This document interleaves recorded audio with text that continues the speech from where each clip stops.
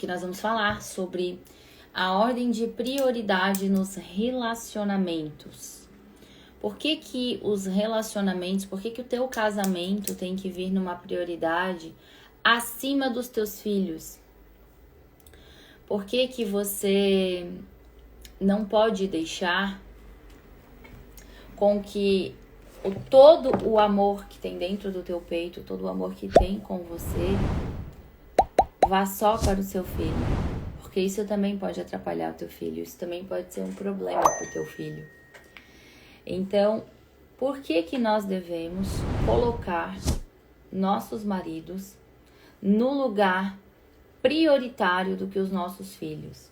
Isso é bem polêmico, eu postei um Reels falando sobre isso, numa escala de prioridades, de sentimento, de relacionamento, que os filhos vinham depois dos maridos ou das esposas, para quem é homem aqui, e isso foi polêmico, isso gerou muita dúvida ali no meu Instagram.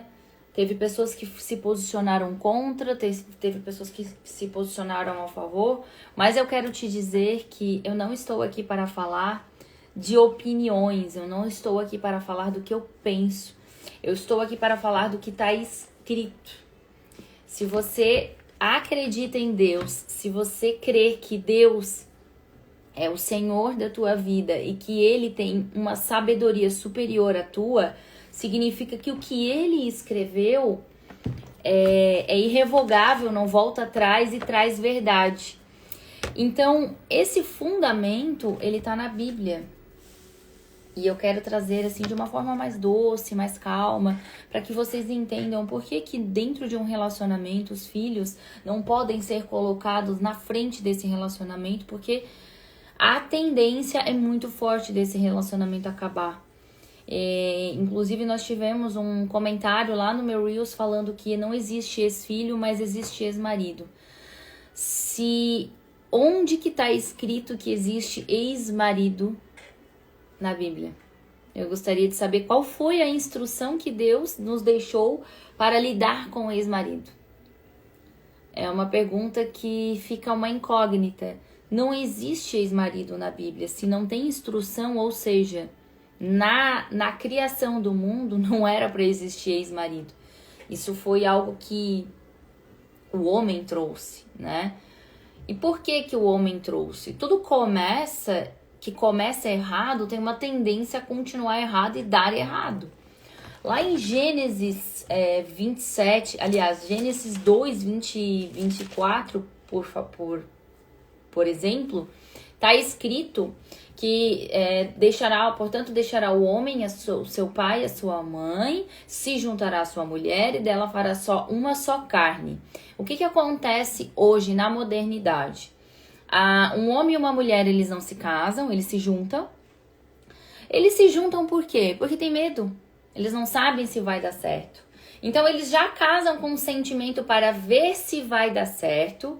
E no menor sinal de que não deu certo, o que acontece? Separa e aí ficam os filhos no meio do caminho. E o que acontece? Toda aquela dor, daquele sentimento, daquele relacionamento que por hora não conseguiu avançar, que não deu certo, é projetado nos filhos. Aí cresce crianças com culpas, mães com culpas, pais com culpa, e aí acabam se relacionando com outras pessoas e aí a bola de neve começa a acontecer. Então, o primeiro mandamento que eu enxergo é que Deus não mandou a gente namorar, Deus não deixou pra gente se juntar, Deus não deixou pra gente ser companheiro, Deus nos deu a oportunidade de se juntar a um homem e uma mulher e fazer uma só carne. E tá bem claro aqui que é um casamento, é uma aliança. Sabe aqueles relacionamentos que não colocam, não, a gente só tá junto. Não, mas a gente nem usa aliança, ele acha que não é importante. Escuta aqui, se você tem, né, se você tá vivendo um relacionamento que não tem uma aliança, que não tem um reconhecimento público, se você tá vivendo um relacionamento onde vocês não reconheceram perante Deus, não pediram a bênção para Ele e não tem uma aliança, uma representação do teu companheirismo, do teu compromisso com outra pessoa, Me desculpa, mas você tá vivendo errado. E aí não vem pra cá dizer pra mim que alguns problemas aconteceram, que vocês ainda estão tomando a decisão, que vocês ainda estão pensando, encontrando o melhor momento, porque o amor, ele também é uma decisão. A única pessoa que a gente escolhe na vida, a única pessoa que a gente escolhe na vida é a pessoa que a gente vai dividir a vida. Você não escolhe quem vai ser teu pai, quem vai ser tua mãe, quem vai ser teu filho, quem vai ser teu primo, quem vai ser teu tio. Os teus familiares dentro do teu rol, você não tem a opção de escolher. A única pessoa que você tomou a decisão de estar junto com você é o teu marido. É a tua esposa. Então é nesse momento que é estabelecida essa aliança, esse compromisso de fazer aquela missão, casamento, dar certo. Por isso que Deus deixou muito claro que, portanto, deixará o seu pai a sua casa, portanto, deixará o homem o seu pai e a sua mãe e se unirá à sua mulher. O que a gente vê muito hoje? Além de não deixar... além de não se unir essa mulher, de não constituir um casamento, uma aliança, ainda fica voltando lá no pai ou na mãe para tomar todas as decisões da vida. Sabe aquelas pessoas que elas seguem a vida, são adultos, mas todas as decisões da vida, tudo que ela precisa fazer, qualquer dor de barriga, ela corre pro pai ou pra mãe? Então, eu tenho uma coisa para te dizer. Essa pessoa ainda não virou adulto. Ela ainda é criança. Porque quando a gente é criança, o pai e a mãe representam Deus pra gente. Quando a gente cresce, o que a gente tem que fazer? Colocar Deus no lugar do pai e da mãe. E você agora é uma vida independente e toma as suas decisões. Só que nesse caminho, nessa sociedade moderna, que é o caminho do fim do mundo, porque do jeito que está acontecendo, do jeito que a gente está vivendo, não tem nada de liberdade, tem só sofrimento, tem só opressão, tem só repressão, pessoas com problemas psicológicos e emocionais gravíssimos. Então, nessa nossa sociedade moderna, o homem não deixa o pai e a mãe, ele volta a qualquer momento, ele não se casa porque ele não tem certeza, mas ele acaba indo nessa relação. E aí, o que acontece quando a criança nasce, quando o filho nasce? Todo aquele amor que estava reprimido ali dentro dele, porque por algum lugar aquele sentimento, aquele amor tem que sair. Para alguém tem que ser depositado aquele sentimento. E aí aquele ser humano que cresceu, aquele adulto que cresceu, ele não aprendeu a amar a Deus sobre todas as coisas, assim como diz lá em Deuteronômio, porque Deuteronômio deixa bem claro pra gente que o amor não é um sentimento. Engana-se você que acha que ama as pessoas e que amor e ódio são opostos. Não. Amor não é um sentimento, amor é um mandamento. Você não precisa gostar de todo mundo e nem vai conseguir. Tem pessoas que você não gosta. Mas amar a todos como humanidade, como compaixão, é um mandamento e você é obrigado a fazer isso, se você é temente a Deus. Se você não é temente a Deus, você faz o que você quiser da sua vida e tá tudo certo. Só que viver com Deus é muito melhor do que viver sem Ele, tá? Mas Deus continua sendo Deus, com ou sem você. Nesse caminho, lá em Deuteronômio 6, 5, tá escrito que amarás o Senhor teu Deus de todo o teu coração, de toda a tua alma, de toda a tua força. O que significa aqui? Que numa escala de relacionamento, Deus está dizendo que o teu Deus é a tua prioridade de tu amar. E por que Deus pede tanto pra gente amar, adorar, servir a Ele? Simplesmente porque é bom, porque o amor é benigno, porque o amor é doce, porque amar te faz bem do que odiar. Pega uma planta e começa a proferir palavras boas para aquela planta e pega uma outra planta, põe separado dela e começa a odiar aquela planta, para você ver o que vai acontecer depois de 30 dias com essas plantas. A que você der amor vai crescer, a que você der ódio vai morrer. Isso é um fato. Se uma planta responde positivo ou negativamente, da maneira como você expressa o seu sentimento para ela, uma pessoa não tem diferença alguma. Então, quando Deus ele nos coloca como mandamento amar uns aos outros, quando Jesus subiu aos céus, ele deixou muito claro, ele reforçou esse mandamento. Amar uns aos outros. Então, lá em Deuteronômio está falando o nosso primeiro mandamento, que é amar a Deus sobre todas as coisas. Quando uma pessoa ama a Deus, ela entende que nada é superior a esse amor de Deus. E quando essa pessoa ela ama a Deus sobre todas as coisas, ela coloca em segundo lugar o amor próprio, o amor por ela mesma.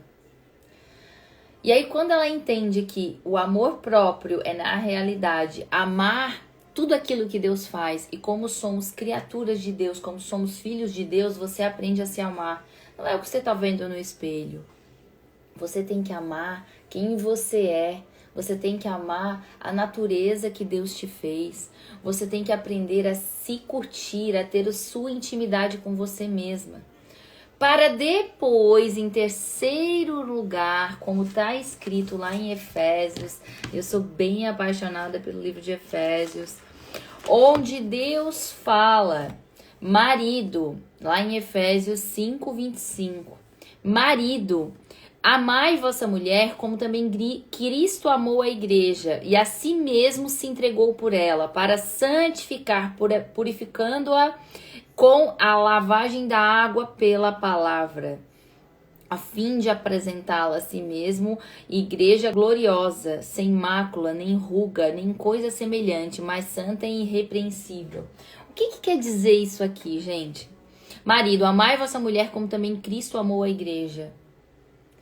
Que o seu marido, tanto o seu marido quanto a tua esposa, tem que amar, tem que se amar e tem que ser uma prioridade. Assim como o primeiro mandamento diz amar a Deus sobre todas as coisas, o segundo é se amar, o terceiro era amar o teu marido, porque Deus é o centro de tudo da tua vida. Você precisa ter sabe aquele sentimento de gratidão, de ser feliz porque Deus te colocou no mundo, de ser feliz pelo dom da vida, é esse sentimento de amor próprio. E em terceiro lugar, você tem que amar e cultivar aquela pessoa que você escolheu para estar do teu lado. Gente, se você não cultivar isso, o que vai acontecer? O que eu tava colocando lá no início da live, você não ama Deus, você não se ama, você não ama o seu marido, e aí você começa a distribuir todo esse amor e essa responsabilidade de se amar e de dar e receber amor pro teu filho. E aí sabe o que você faz? Coloca ele dormir na tua cama, no lugar do teu marido, aí você começa a dormir junto com ele, quando você vai fazer ele dormir, fazer o soninho.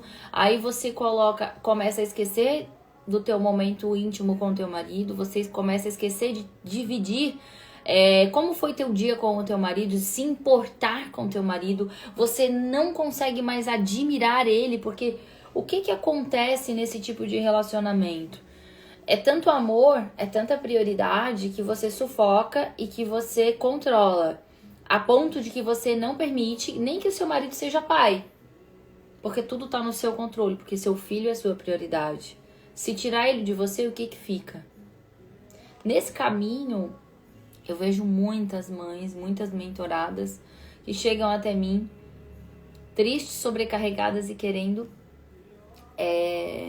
terminar o relacionamento, querendo separar.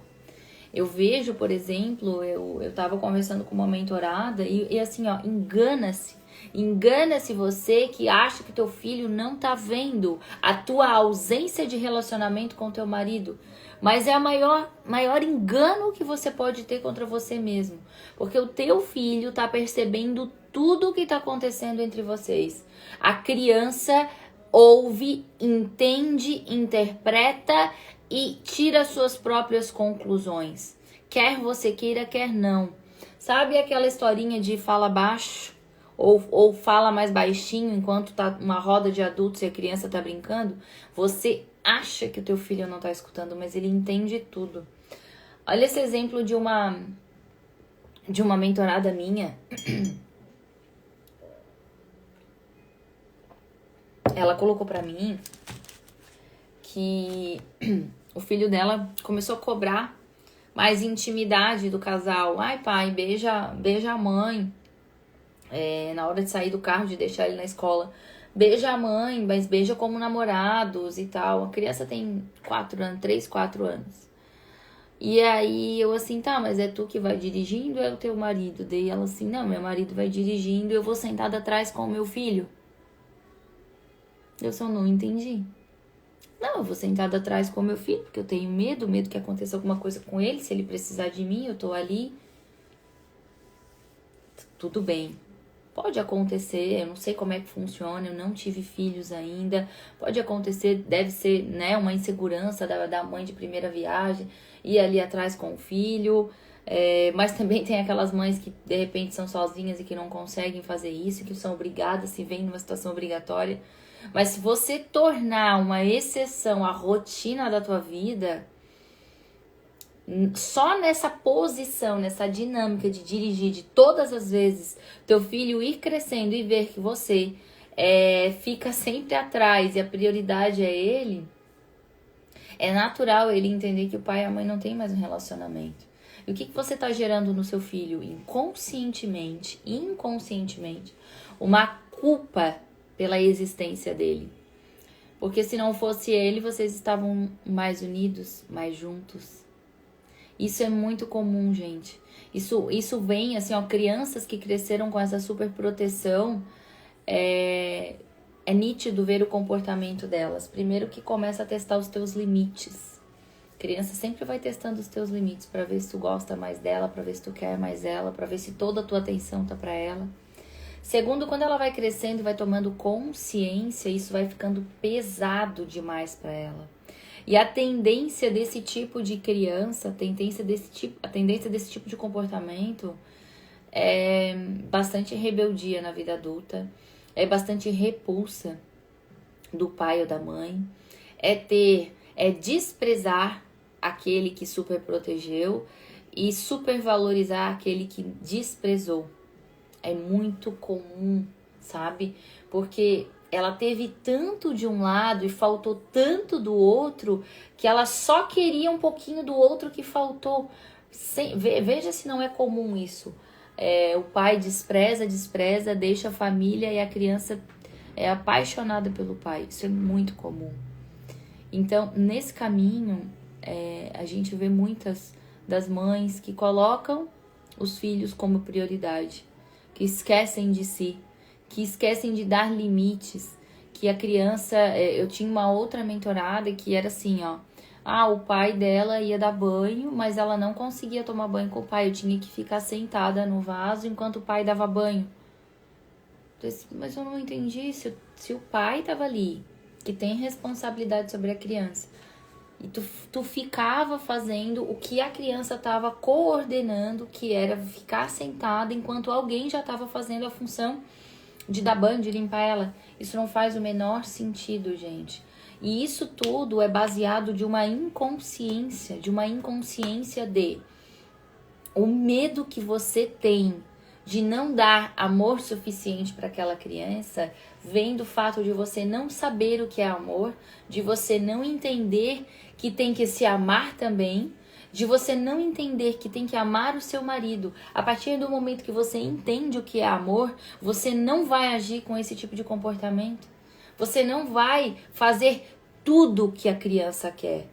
Porque uma criança precisa de limites. E uma mãe que não estabelece os limites com uma criança está criando um filho fraco. Está criando uma geração que precisa sim de terapia. Que precisa procurar ajuda de profissionais porque os pais não souberam educar emocionalmente. Engana-se você que acha que o filho vai sofrer, porque a criança lida muito bem com as emoções, bem diferente do adulto. Eu gosto de dar o exemplo de que uma criança, quando tá brincando com outras crianças e leva um tapa e leva um puxão de cabelo, rapidamente a criança vai chorando, gritando e dá aquela bagunça e os pais, não foi nada, não bate mais aqui, não faz mais ali e se desculpam rapidamente e voltam a brincar como se nada tivesse acontecido. O adulto não tem essa capacidade de somatizar as emoções. Então a criança ela é muito rápida entre acontecer a situação e resolver a situação. E aí quando você não permite limitar o seu filho, quando você tem esse medo de que ele não seja amado da maneira como você não sabe se amar, é onde começam todos os problemas. Então o caminho para você não sufocar o teu filho, porque amor demais sufoca. O caminho para você não perder esse relacionamento, sabe por quê? Porque o filho é pro mundo, o filho não nasceu colado em você. E tá tudo certo, um dia eu também vou ter os meus filhos, eu também vou aprender de uma forma que cada um entende qual é o seu caminho de maternar. Mas eu quero dizer para vocês que se eu souber, se eu tô tendo esse entendimento aqui agora, eu vou buscar não pecar nesses aspectos, não pecar no meu amor próprio, não pecar no amor sem sufocar o meu filho. Eu quero que o meu filho já reconheça o papel de Deus na vida dele, o papel de estabelecer os limites com os outros, não só comigo, não só com o pai, mas com todos, o respeito. Então, quando que a gente estabelece isso? Quando a gente entende esse amor de Deus, porque o filho, como eu estava falando, você cria, você está servindo. Filho é quando você serve para que outra vida venha para o mundo. O filho não vai ficar com você.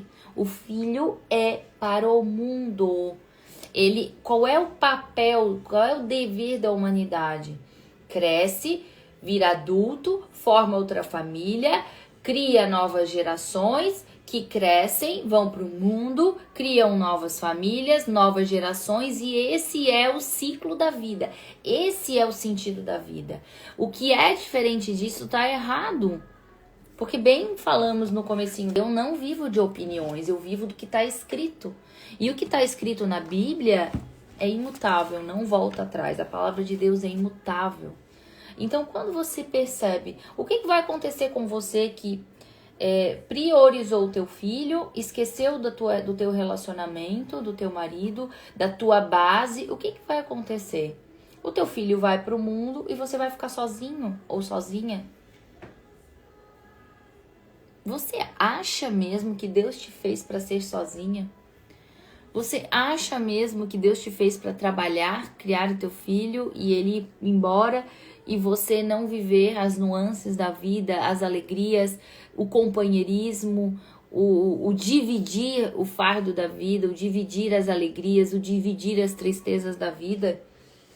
Porque o que vai acontecer com essas pessoas que entenderam que não precisa de ninguém e que tá bem sozinha?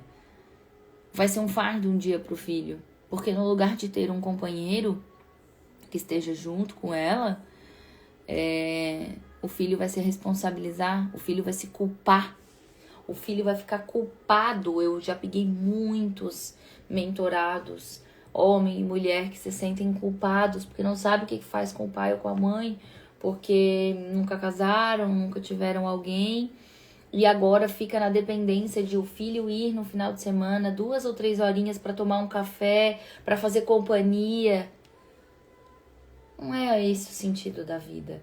Deus queira, né, que o nosso companheiro, que o nosso marido, ele tenha no saldo da vida os mesmos anos de vida que a gente, para que a gente não fique sozinho.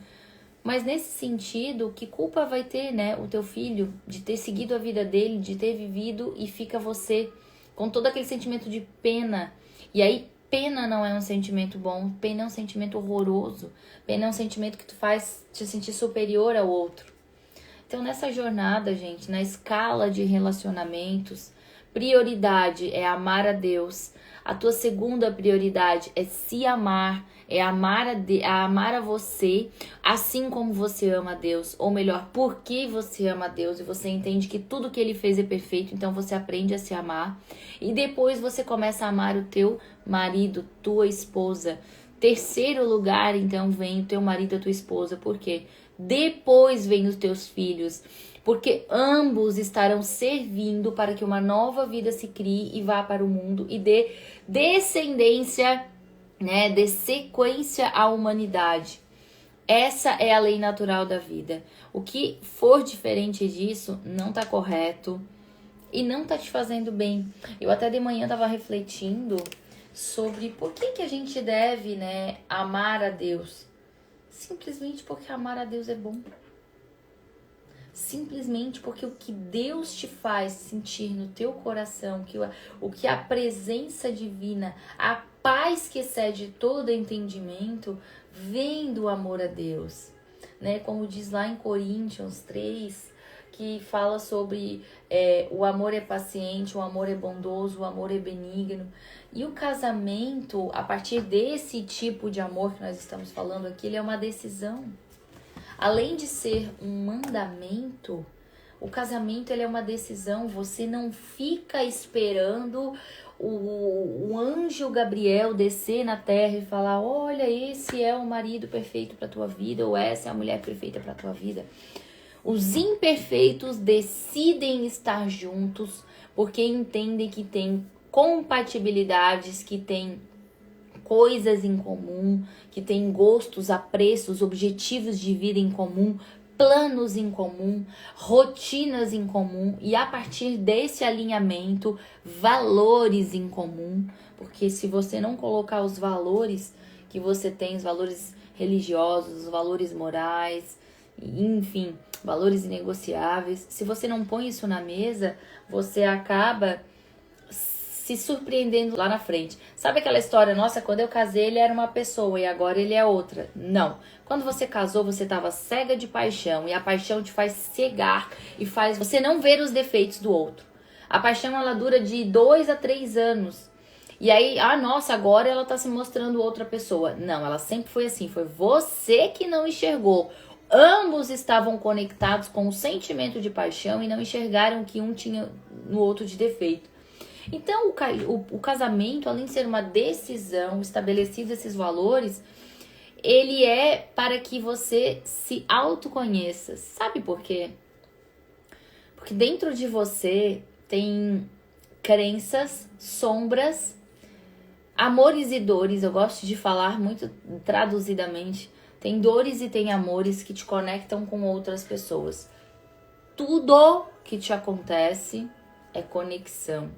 Cada pessoa que passa na tua frente está conectada com algo aí dentro de você.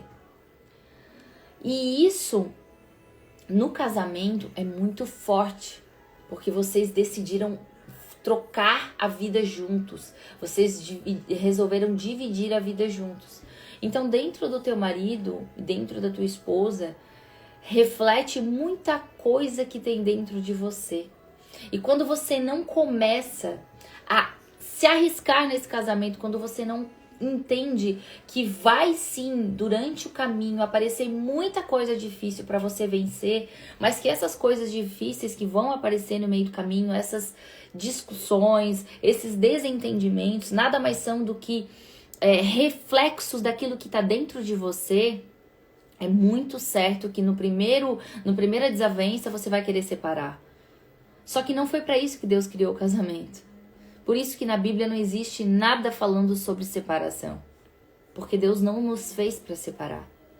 E infelizmente, a facilidade de separar ou os erros na hora de se casar, porque o problema não é só porque é fácil separar. O problema é porque